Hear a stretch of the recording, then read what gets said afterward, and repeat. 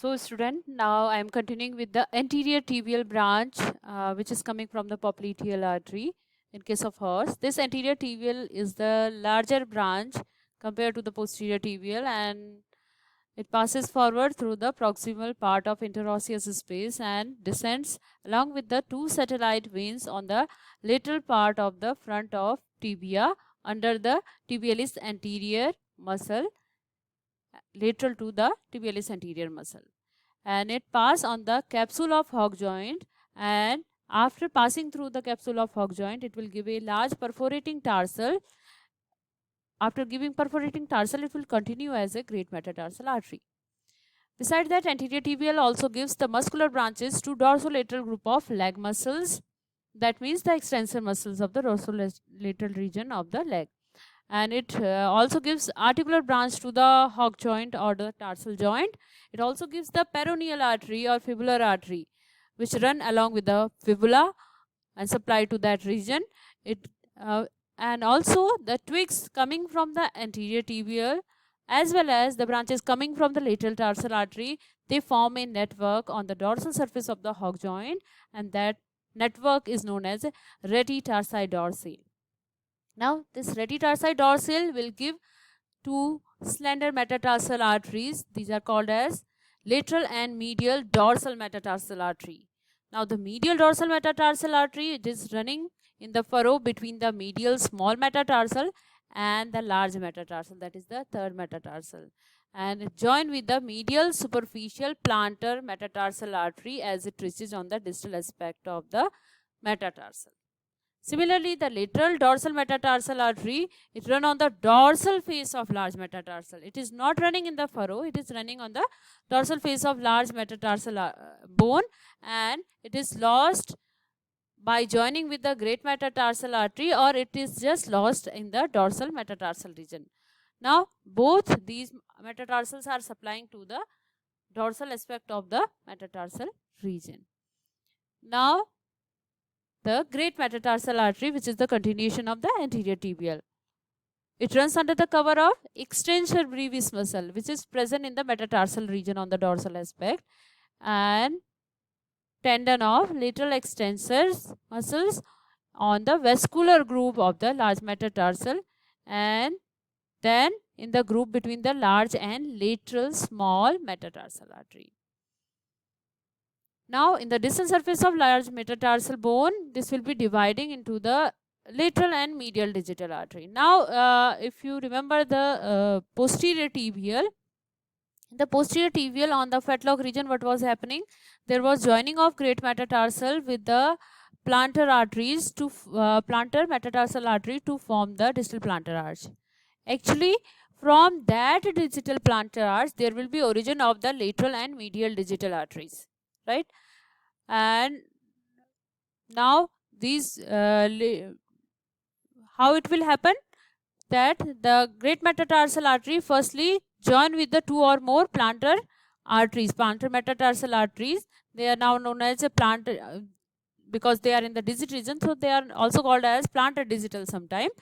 But after joining this, there is formation of the, when this is joined, then there is formation of common digital artery. A common artery will be formed, that is called as common digital artery, and that common digital artery, it will further divide into medial and lateral digital artery. That is how the medial and lateral digital will arise, and these medial and lateral digital will be running on the medial and lateral aspect of the digit, and as they reach at the level of third phalanx, so both side branches, they run inside the semilunar canal. Semilunar canal is present in the third phalanx. If you see the structure of the third phalanx, just go through the structure of the third phalanx, then you know the semilunar canal. So that will enter inside the semilunar canal, and these branches join together to form the terminal arch.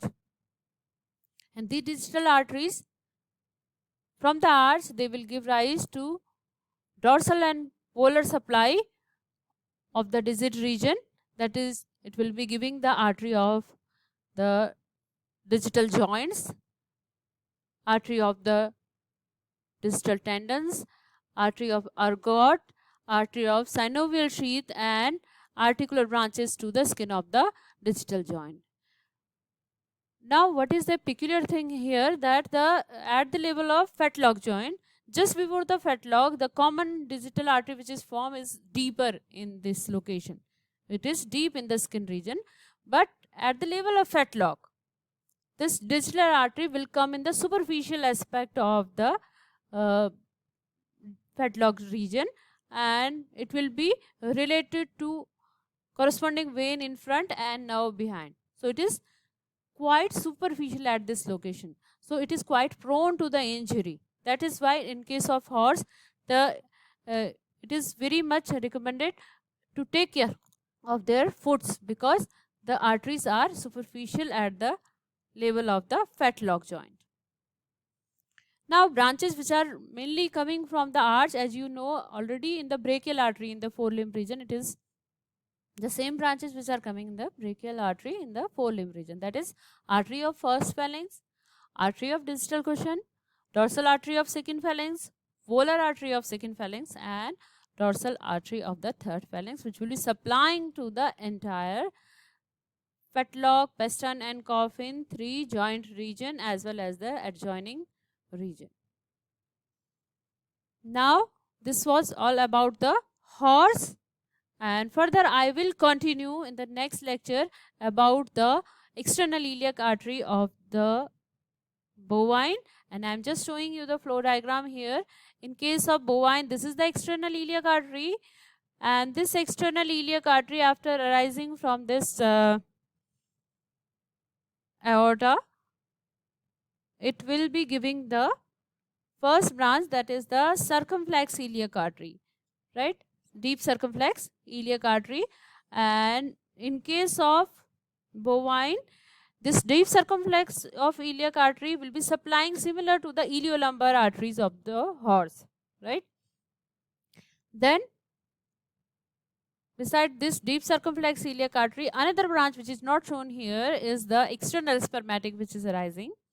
And then after that, this external iliac artery will be reaching just cranial to this pubis bone. This is the pubis bone.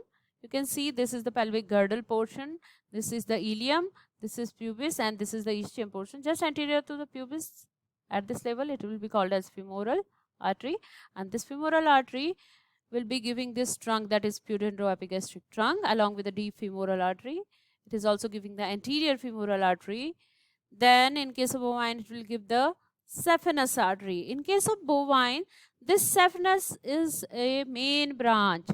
It is coming from the femoral artery, and it is almost, it compensates the posterior tibial artery. It takes the charge of the posterior tibial, the course of the posterior tibial in case of horse.